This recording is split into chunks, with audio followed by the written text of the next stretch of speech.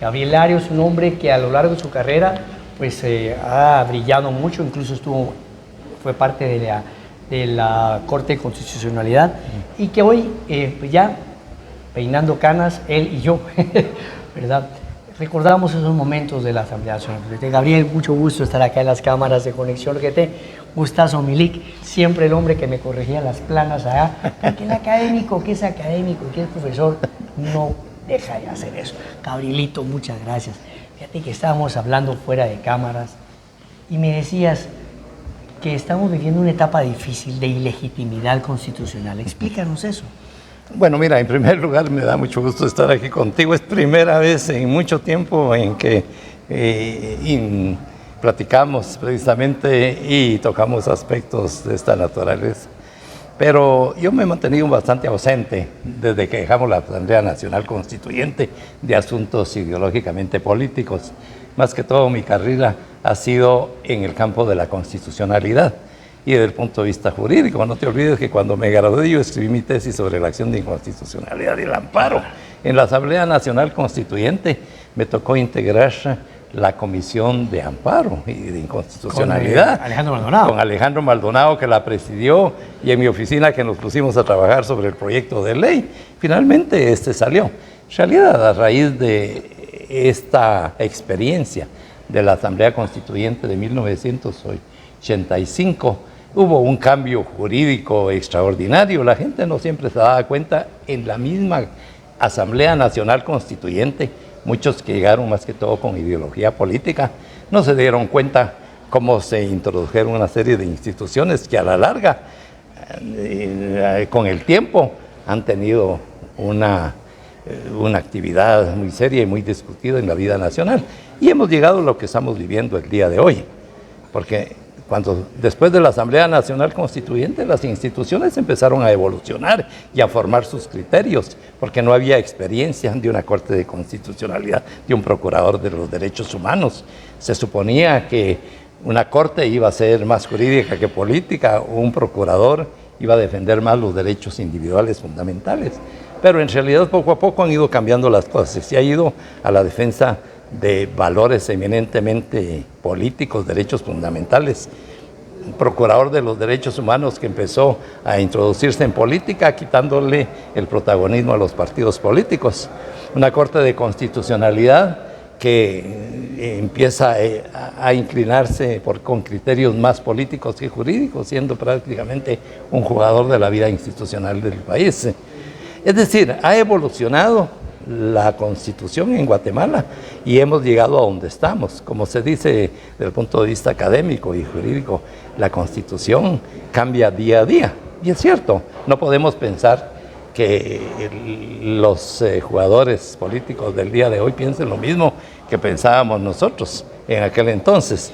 Eran situaciones muy distintas y nos adecuamos al tiempo. Pero la Constitución también tiene las formas de corregir las cosas y por eso está la modificación, las reformas constitucionales. Yo creo, por ejemplo, el Procurador de los Derechos Humanos se ha inclinado mucho al juego político defendiendo derechos colectivos. Si tú vas a ver en otras partes, se enfocan más los procuradores en los derechos fundamentales, más que todo derechos individuales, y le dejan el otro campo a los partidos políticos. Las Cortes de Constitucionalidad, en consecuencia, se inclinan más a lo jurídico, pero ya es muy particular, porque eventualmente una Corte de Constitucionalidad puede también aplicar criterios políticos. Y tan es así que cuando en más de alguna ocasión me tocó ir a algunos congresos en que llegaron presidentes de América Latina, casi el criterio era: las Cortes de Constitucionalidad son más políticas que jurídicas. Ahora bien, yo recuerdo que la primera Corte en Guatemala, que a mí me tocó integrar en el primer periodo como suplente, luego como titular, empezó a forjar la Constitución y los criterios. Empezaron a crearse prerequisitos que van conformando la jurisprudencia. Y esos criterios todavía están vigentes porque se trabajaba duro. Yo por lo menos era un magistrado que solo tenía una secretaria y un oficial. Hoy en día los magistrados tienen 10 letrados, abogados, y ellos ya no hacen nada más que dirigen las cuestiones. Es un criterio, pues lo estamos viendo ahí, ¿no? Pero yo creo que se ha distorsionado mucho la constitucionalidad en Guatemala.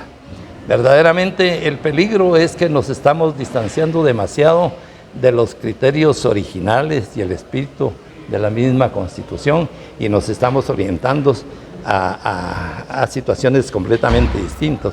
Incluso el día de hoy me llamó mucho la atención que la presidenta de la Corte de Constitucionalidad en su discurso habló y solo repitió como 100 veces el estado de legalidad. No se refirió al estado de constitucionalidad. Son dos criterios completamente distintos. ¿Qué quiere decir esto? Que el día de hoy quien llega a una magistratura lo que está pensando es en algo que le va a servir y ve la aplicación, la interpretación de la ley cotidiana de ahora, ¿verdad? Pero ellos no ven el espíritu, no ven el todo.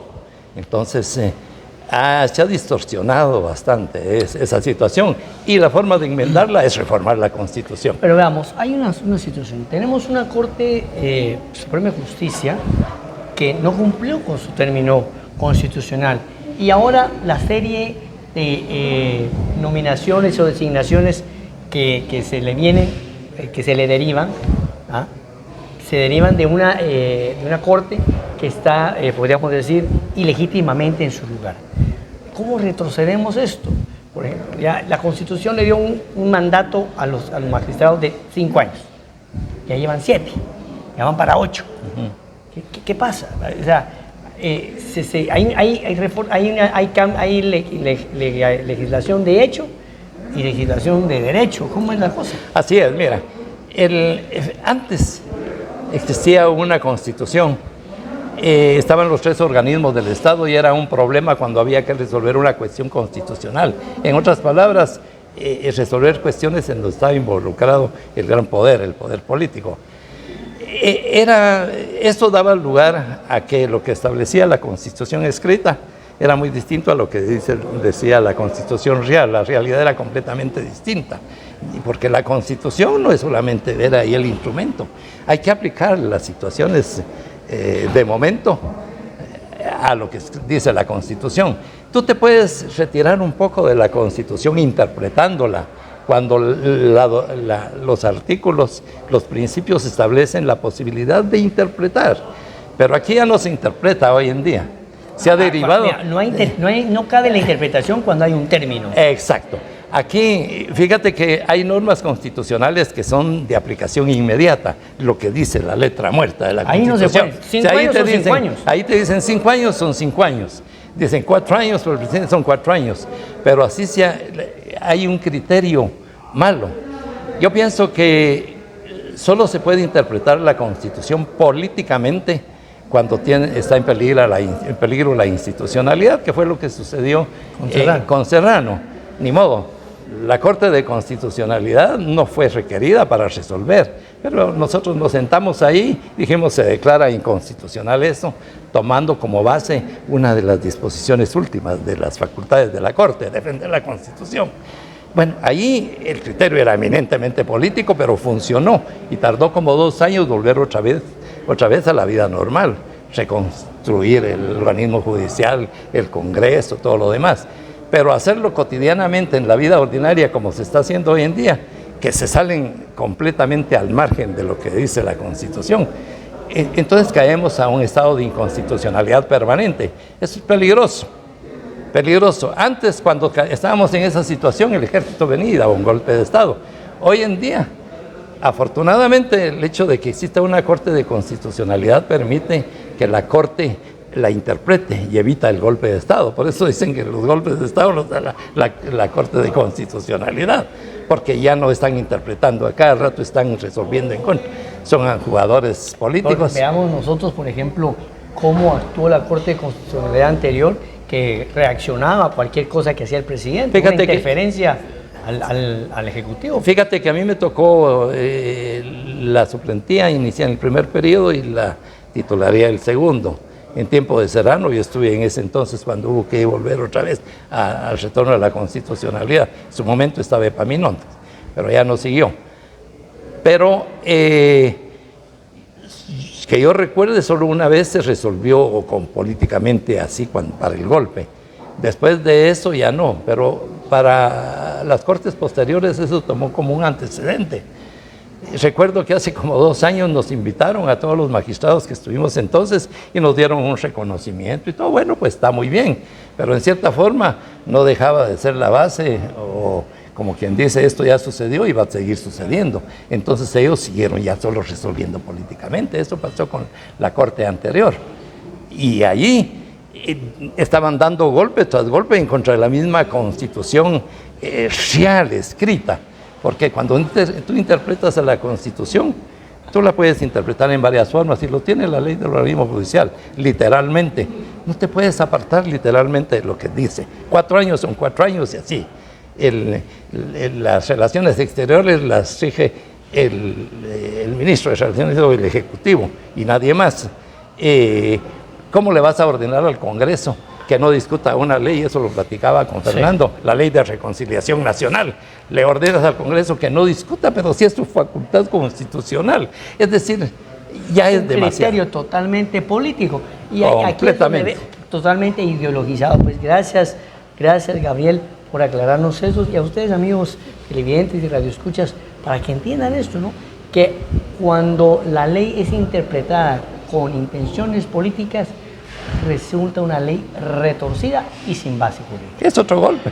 Es un golpe al legal. Estado y a la legalidad. Sí, y lo peor es cuando se vuelve permanente, porque estamos y se perpetúa y se acepta. Tenemos, por ejemplo, el organismo judicial con los magistrados. Lo que ha sucedido recientemente con el fiscal general, ¿verdad? El fiscal ¿Quién general. presidió la comisión de postulación del fiscal general? El presidente de la Corte.